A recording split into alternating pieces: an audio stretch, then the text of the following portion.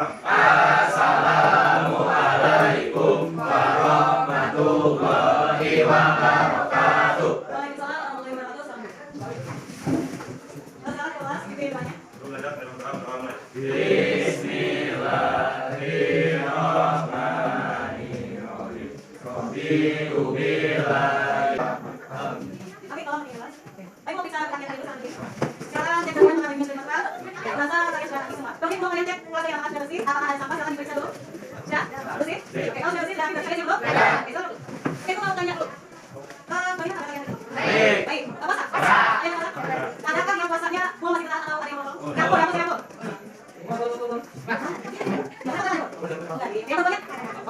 Oke, Ibu cek kehadiran dulu.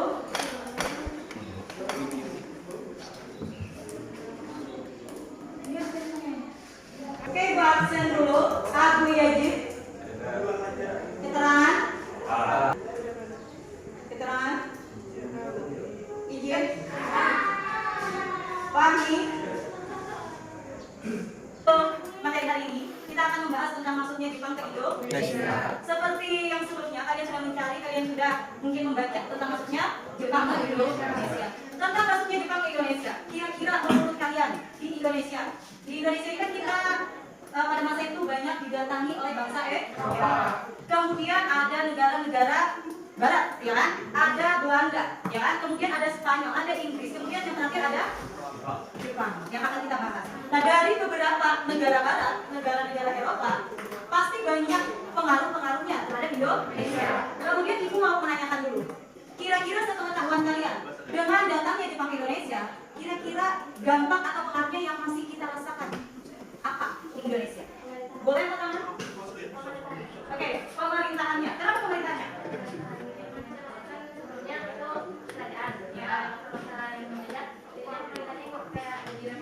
Oke, jadi bentuknya pemerintahan bukan bentuk kerajaan. Ada lagi yang bisa menambahkan kira-kira perubahannya atau misalkan ini bekas peninggalan Jepang masih kita rasakan, masih kita jalani sampai sekarang ini. Oke. Kenapa?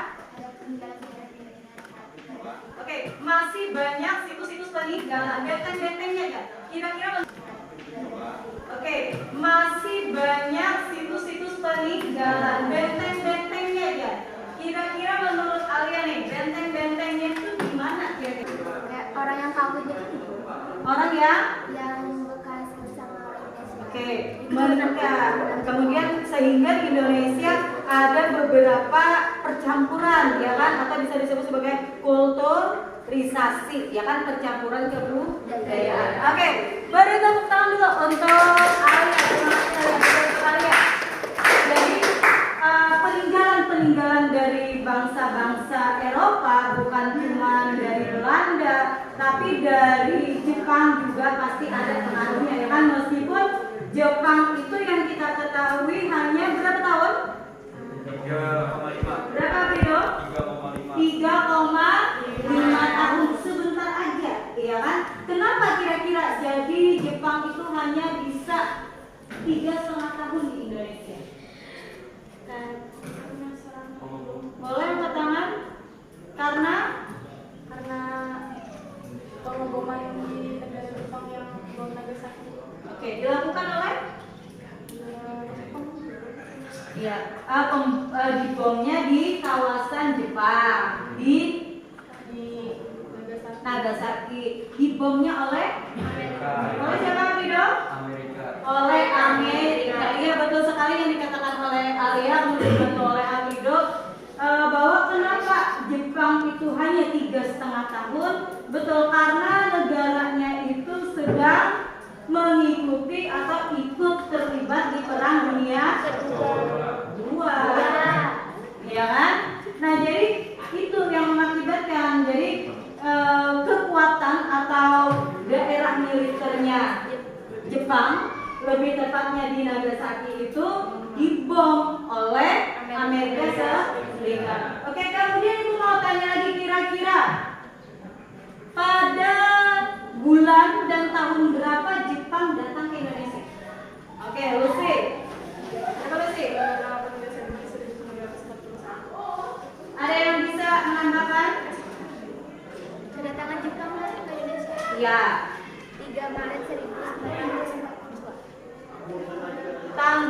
Maret 1942. 42. Ada lagi yang mau menambahkan? Oke, Arvino. Pertama kali di Indonesia pada 11 Januari 1942 Di mana? di Tarakan, Kalimantan Timur. Iya, betul. Nah, jadi bukan berarti punyanya Alia, kemudian punyanya Mali itu salah. Kadang itu di internet atau di buku itu kadang sumbernya ada beberapa yang kurang tepat. Tapi yang tepat itu punya Arvino. Iya.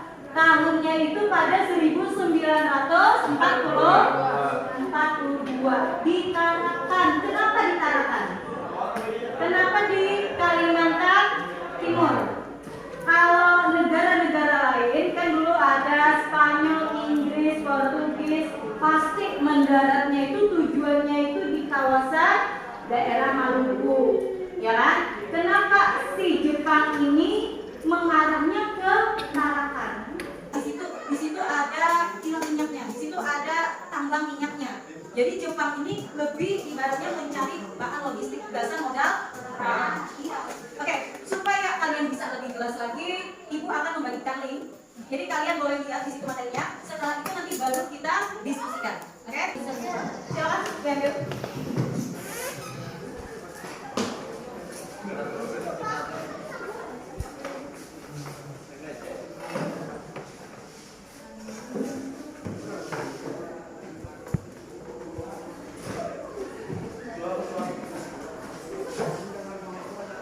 Masih ada 2 HP siapa? Satunya apa? Oke, silakan mesti dibagikan linknya. Kemudian kalian boleh lihat sama temannya untuk videonya. Kalau sudah kalian lihat videonya, kalian diskusikan. Kemudian nanti baru kita bahas bersama-sama. Untuk diskusinya, Ibu mau kalian bentuk kelompok. Kelompoknya apakah kalian mau memilih sendiri atau kelompok yang sudah kita bentuk kemarin? Oke, berarti Ibu mau kalian satu kelompok 4 orang. Kalian diskusikan nanti materi yang Ibu bagikan di link itu, baru nanti kita bahas. Oke, silakan kalian langsung bentuk kelompok.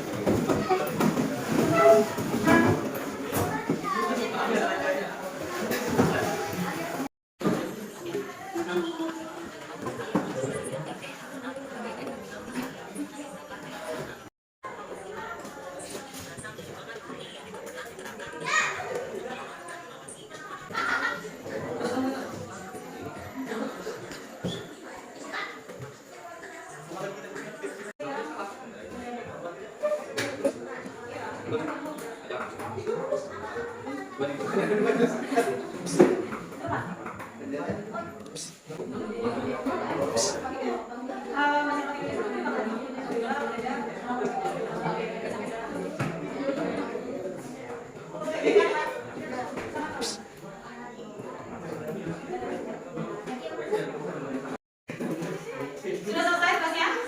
Diskusinya sudah selesai? Oke. Kalau sudah selesai, maka kita akan membahas bersama-sama dengan kelompok atau dengan yang tugas kalian masing-masing sesuai kelompok. Jadi tadi Ibu menanyakan tentang apa saja, ya kan, pengaruh dan peninggalan Jepang pada masa datang ke Indonesia dan masih kita pakai atau masih digunakan di Indonesia. Oke, kira-kira kelompok siapa yang mau duluan menyampaikan diskusinya, hasil diskusinya, presentasinya boleh? Oke, kelompoknya kelompok 1 ya? Oke, kelompok 1 silakan berdiri.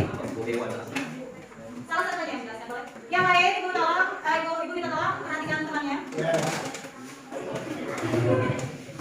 Masih. Reba boleh menghadap ke kelompok yang menjelaskan dulu. Ya. Silakan kelompoknya, kemudian tentang apa? Silakan. Perkenalkan, kami dari kelompok 1 yang beranggotakan saya sendiri Sejahtera, kemudian Maria Dalusi Puspitasari, Alia Savitri, Fatimah Suhendra, dan Aurelia Purnamasari. Di sini kami akan menjelaskan pengaruh atau peninggalan Jepang yang masih berdampak di Indonesia hingga sekarang. Kami mengambil contoh bunker Jepang. Bunker Jepang adalah salah satu bangunan yang digunakan oleh penjajah Jepang untuk melawan Jepang. Mereka menggunakan bunker Jepang sebagai pertahanan militer. Beberapa bunker Jepang yang masih terlihat situsnya antara lain di Desa Lama Taman Wisata Alam TWA Cagar Alam Kabupaten Pangandaran. Itu digunakan sebagai tempat wisata yang masih banyak dikunjungi oleh masyarakat. Oke, sudah? Sudah. Oke, tentang dulu udah pelan-pelan. Ya, itu sekali. Bahwa dulu itu pada saat entah itu Belanda, entah itu Jepang datang ke Indonesia, pasti mereka membangun entah itu benteng, entah itu tempat untuk mereka pos-posnya lah, untuk mempertahankan kedudukan mereka. Salah satunya adalah benteng itu. Nah, setelah kepergian Jepang dari Indonesia, pasti banyak peninggalan ya kan, entah itu benteng, kemudian bangunan-bangunan, salah satunya benteng itu tadi. Setelah tidak digunakan lagi, kemudian oleh pemerintah digunakan atau dirubah jadi tempat wisata sampai sekarang ini. Mana tempatnya? Di Desa Pangandaran. Di Desa Pangandaran. Oke, bagus sekali. Kemudian kelompok 2 lagi ya. Oke, atau kelompok lain boleh? Oke, kelompok 2. Silakan. Yang lain tolong. Perhatian. Assalamualaikum warahmatullahi wabarakatuh. Waalaikumsalam warahmatullahi wabarakatuh. Saya Abdul Maulana dengan anggota Afrigo Muhammadillah dan Asyidur Fikri ingin berdiskusikan tentang masuknya sushi ke Indonesia. Sushi masuk ke Indonesia pada tahun 1969 ketika Jepang pertama dibuka Jakarta yang bernama Kibugawa Museum Perang Kedua. Ikuti Saratake yang merupakan seorang mantan prajurit Jepang ini memutuskan untuk menetap di Indonesia. Ikuti pun membawa istri dan keluarganya tinggal bersama di Indonesia mendirikan restoran sushi. Dan sampai saat ini, sushi dapat ditemukan berbagai wilayah Indonesia terutamanya di kota-kota besar. Sekian, wassalamualaikum warahmatullahi wabarakatuh. Waalaikumsalam. Oke. Di sini adakah yang kada tahu sushi?